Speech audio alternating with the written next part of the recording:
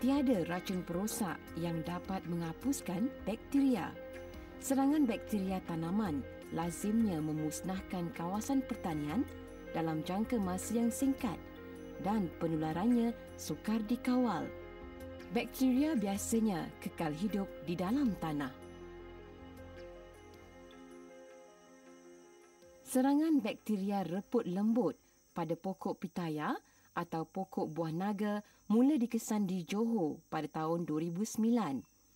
Bakteria ini mudah merebak melalui udara, serangga dan kehadiran manusia ke kawasan yang dijangkiti.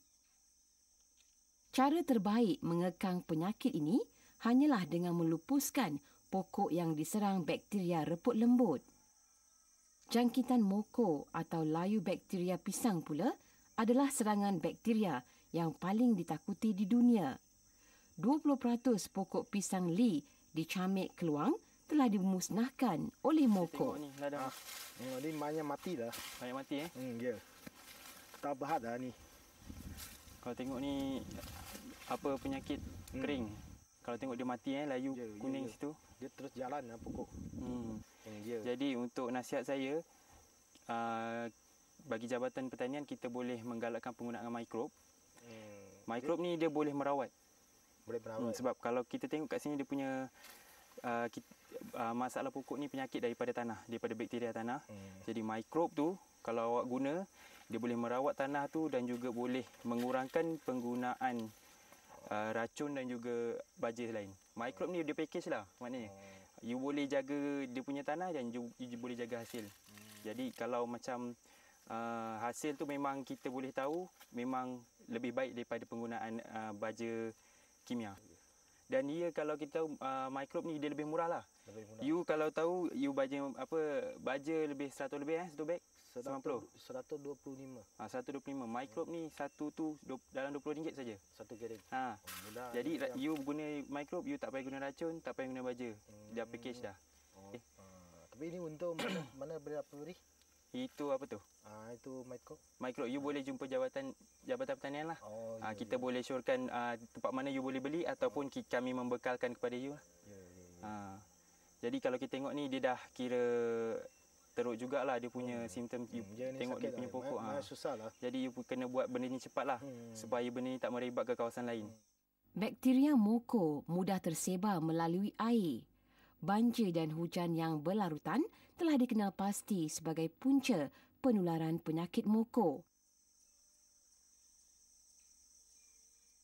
Institut Pertanian Air Hitam atau IPAH Johor mempunyai keluasan infrastruktur dan ladang seluas 172 hektar. Di sini pelatih sijil pertanian Malaysia diberi penekanan penggunaan mikrob atau bakteria baik dalam pertanian. Kawalan biologi untuk mengekang penularan bakteria perosak telah dilaksanakan secara konsisten oleh Jabatan Pertanian Negeri Johor. Bakteria baik atau beneficial microorganism digunakan untuk mewujudkan persekitaran yang tidak disenangi oleh bakteria perosak. Hasilnya amat mengejutkan. Penyakit tumbuhan yang disebabkan oleh jangkitan bakteria perosak telah dapat dipulihkan. Setakat ini belum ada penawar yang ditemui oleh mana-mana negara di dunia untuk menghapuskan bakteria perosak tersebut. Oleh itu, pelatih sijil pertanian IPSM dipersiapkan untuk menggalas cabaran baru bidang pertanian dengan mengenepikan pertanian konvensional yang menggunakan bahan kimia. Hari ini mereka menerima kunjungan Haji Adnan Mat Kasim yang menjadi tulang belakang serta penggerak utama penggunaan bakteria baik di negeri Johor. Sekarang kawasan ni adalah dulu pernah diserang moko. So dengan kita menggalakkan petani memakai beneficial microorganism ataupun BMO. So kawasan ini telah dapat dipulihkan dan pisang boleh ditanam semula di kawasan ini. Jadi kita boleh tengok buah pisang ni dah tak ada kena serangan moko. Jadi petani-petani yang nak tanam pisang sekarang, kita syorkanlah menggunakan beneficial microorganism ataupun BMO. Bakteria baik yang digunakan memudahkan tanaman menyerap cahaya 3% lebih baik untuk proses fotosintesis. Kitar biologi semula jadi, dirawat dan dipulihkan oleh bakteria ini.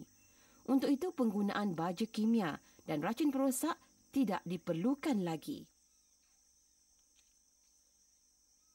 Penggunaan mikrob ni adalah sangat baik di mana kawasan ini semua kita tidak menggunakan baja organik dan baja kimia, dan ini adalah mesra alam. Jadi mari kita tengok salah satu daripada keadaan mesra alamnya ialah hidupan-hidupan yang boleh menggemburkan tanah. Sebagai contoh ialah cacing-cacing tanah. Jadi cuba kita tengok di bawah sini. Kita tengok di bawah sini, kalau kita perhatikan akar-akar akan timbul. Kemudian kita dapati bahawa tanahnya gembur. Kemudian adanya cacing-cacing yang boleh hidup dengan suburnya. Ini sebagai contoh. Ini dia. Nampak? Selain daripada itu ialah tanah ni adalah gembur. Tak perlu nak dicangkul terlampau dalam, di mana kita dapati bahawa tanah tu sangat gembur, dan ini adalah sangat sesuai bagi pertumbuhan akar dan juga pokok untuk mendapatkan hasil yang tinggi. Akar-akar rambut yang sangat aktif di sini. Tujuannya untuk mendapatkan sumber bagi bahan pemakanan dan nutrien yang ada dalam tanah. Jadi dia boleh menyerap unsur-unsur tadi untuk tujuan pembentukan buah. Jadi inilah kebaikan-kebaikan dalam penggunaan mikrob berfaedah, iaitu terutamanya efektif mikrob ataupun mikrob yang berfaedah.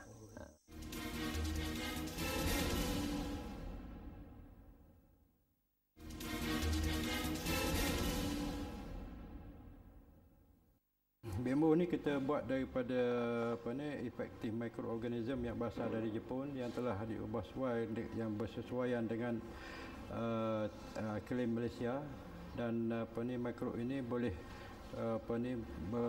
membiak di persekitaran kita di Malaysia. Bakteria yang diasaskan oleh Profesor Hega ini ternyata memberi manfaat yang besar kepada sektor pertanian negara. Peranannya bukan sahaja merintis jalan ke arah kaedah pertanian unggul, malah ia memberi inspirasi dan semangat baru kepada usahawan tani tempatan untuk mengembangkan lagi penghasilan bakteria baik ini. BMO ini kita buat dengan kaedah yang lebih murah dengan menggunakan fermenter yang diinovasi daripada fermenter asal yang harganya RM30,000. Jadi kita jimatkan kos pengeluaran ini dengan menggunakan fermenter yang lebih mudahlah, dengan menggunakan kaedah air sebagai mengelak daripada udara masuk, dan proses fermentasi itu berlaku seperti yang dilaksanakan oleh fermenter yang RM30,000 itu. Dengan fermenter yang kita inovasi ini, petani-petani dapat mengeluarkan mikrob emas yang diajar oleh pegawai pengembangan kita, dan mereka dapat menggunakan pakai sendiri dan juga boleh menjual kepada kawan-kawan sekeliling untuk menggunakan pakai teknologi ini dengan lebih meluas lagi. Aplikasi teknologi terkini dengan pendekatan yang ringkas dan mudah meyakinkan petani tempatan bagi menghasilkan sendiri bakteria baik untuk kegunaan mereka. Secara tidak langsung, pergantungan negara kepada import baja kimia dan racun perosak dapat dikurangkan.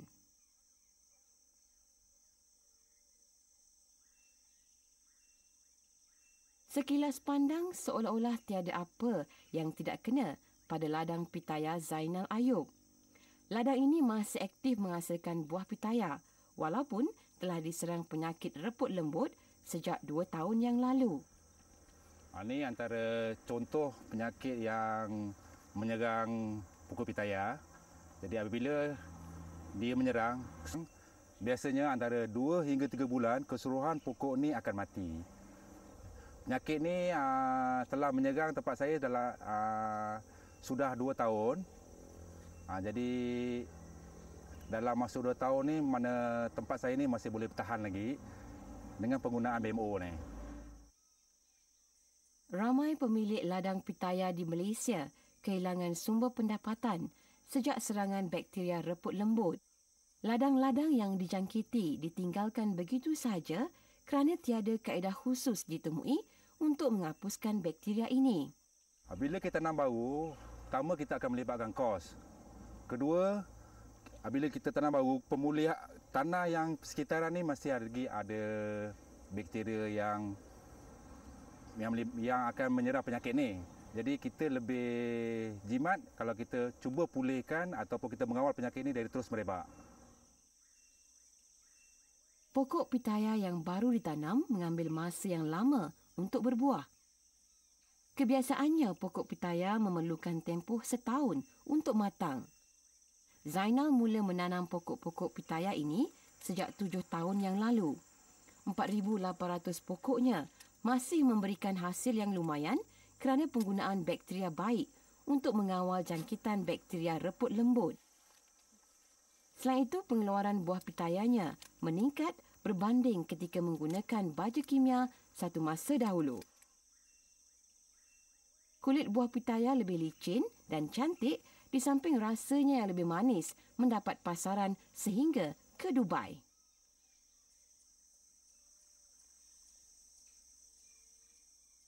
Saya merasakan BMO ni satu benda yang bagus. Jadi saya galakkanlah sesiapa yang terkena serangan penyakit pada pokok pitaya ataupun pokok-pokok yang lain lah, mana kita gunakan BMO. Pasal benda ni dia boleh mencegah daripada serangan penyakit. BMO turut mencetuskan penghasilan produk yang menggunakan jenama suku bumi keluaran syarikat Bifa Farm. Asas bakteria yang digunakan adalah sama, cuma ia dimodifikasi mengikut keperluan ladang mereka. Di peringkat awal, penggunaan bakteria baik dikhususkan untuk kegunaan di ladang sendiri. Apabila hasil pertanian yang diperolehi berganda, ia telah menarik minat pekebun lain untuk membeli baja yang digunakan oleh Bifa Farm. Bertitik tolak dari situ, Bifa Farm kini mempunyai kemudahan yang cukup untuk menampung permintaan baja di pasaran tempatan. Okey, dari hasil memang pulangannya memang agak lebih cepat hasilnya. Macam kita buat di padi, padi hasil patutnya kalau padi MR 209 tu 120 hari, dia hanya dapat 105 hari dia dah boleh dituai hasil padi itu. Sayur biasanya kalau kita sampai 28 hari, kita 27 hari, 25 hari dah kita dah dapat harvest, dapat kita tuai hasil. Cepat, dia cepat kematangan. Bioorganik ni cepat mematangkan hasil-hasil tanaman. Juga mutu rasanya agak lebih baik kerana dia boleh mendapat semua zat makanan dalam tanah tu dapat diambil oleh pokok. Jadi semua kandungan makanan dalam tanah yang perlu oleh pokok dapat diambil semua oleh pokok. Yang kedua dari segi kos memang menjimatkan kerana bahan-bahan yang kita gunakan adalah bahan-bahan buangan daripada sisa-sisa ternakan dan juga sisa-sisa tanaman. Dia tidaklah seperti macam kita guna kimia, kos yang tinggi import. Kita semua barang-barang tempatan yang barang-barang buangan tempat tanah daripada ternakan dan juga sesauran. Penggunaan bakteria baik dalam bidang pertanian dapat mewujudkan keseimbangan alam. Sebelum ini, sisa pertanian dan penternakan tidak dilupuskan secara berhemah. Kini, ia boleh dikita semula dan dilakukan oleh petani sendiri kerana penyediaannya yang mudah dan menguntungkan. Apa yang perlu adalah kesungguhan dan sifat tanggungjawab terhadap produk tersebut. Kita banyak membuat percubaan di kawasan-kawasan tanah persendian ataupun di tanah-tanah miliki oleh badan-badan kerajaan seperti LGM, di Gulf, di Majlis Perbandaran Bandaraya. Kita dah gunakan di kawasan tanaman padi, kawasan jawatan tanah kita dah buat.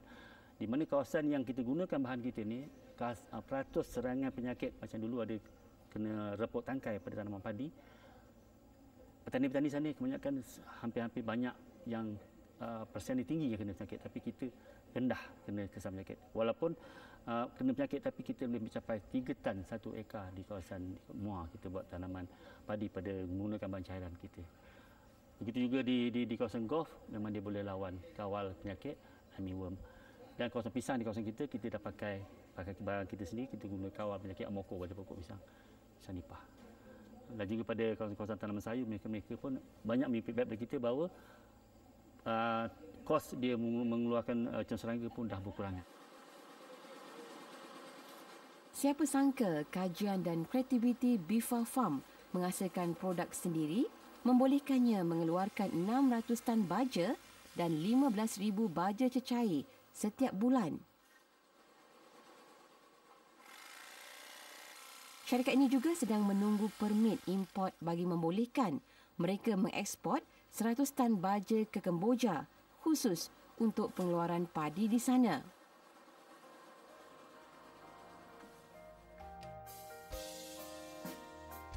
Sarjani Malaysia Sendirian Berhad, sinonim dengan baja emas hitam berasaskan BMO, Jabatan Pertanian.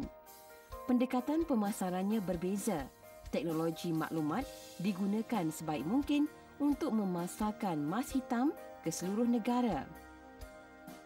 Anak muda berusia 28 tahun ini adalah penyandang anugerah Usahawan Siswazah Tani Jaya 2012.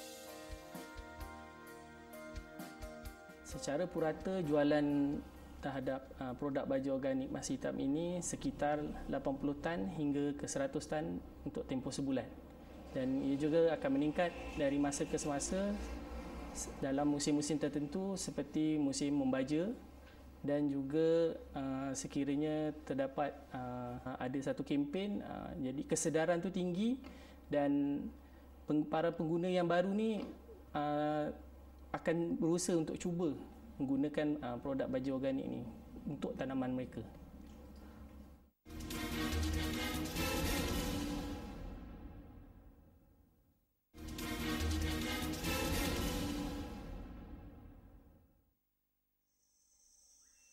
Kebun integrasi di Johor adalah gabungan aktiviti penternakan, perikanan dan tanaman dalam satu kawasan.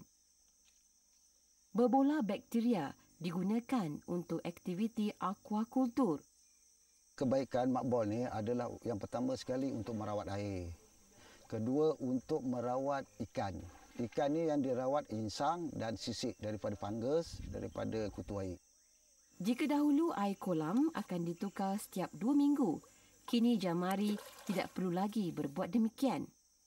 Peratus hidup ikan, sekiranya kita tidak menggunakan makbol, amat rendah, lebih kurang 40 hingga 48% saja. Tapi kalau kita menggunakan makbol, kita boleh dapat 80% lebih. Kadar pembesaran kalau kita tidak menggunakan makbol amat lambat. Bermakna kita nak dapatkan 450 gram hingga ke 650 gram. Mungkin kita memakan masa hampir setahun. Tapi kalau kita menggunakan makbol, kita nak dapat 650 gram hingga 750 gram 6 ke 7 bulan saja. Jadi dalam masa 5-6 bulan lah kita cepat. Semua aktiviti pertanian di sini disyaratkan menggunakan bakteria baik bagi mempercepatkan transformasi pertanian konvensional kepada pertanian integrasi komersial. Bidang usaha yang berbeza saling lengkap melengkapi. Air kolam yang mengandungi bakteria baik ini digunakan untuk menyiram kebun pisang dan ladang kambing berdekatan.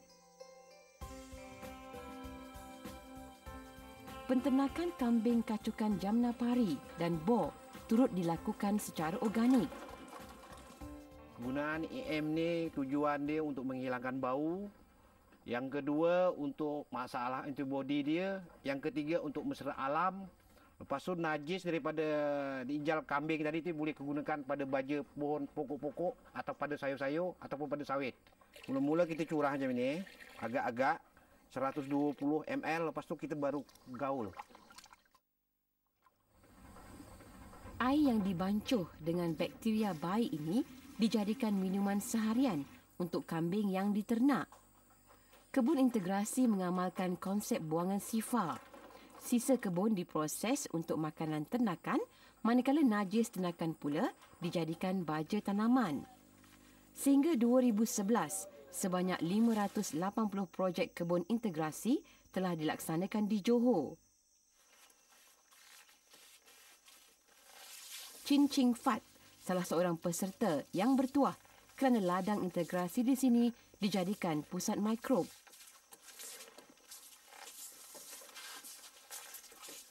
Kalau dulu kita pakai itu German baja 55 mia. Sekarang kita pakai ni ke pecahan ni mia baja mula atau untung sikit lah.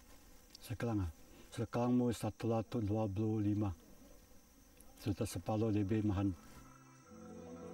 Kos penggunaan baja BMO hanya RM20 untuk 1 hektar tanaman berbanding kos baja kimia RM125 untuk keluasan yang sama.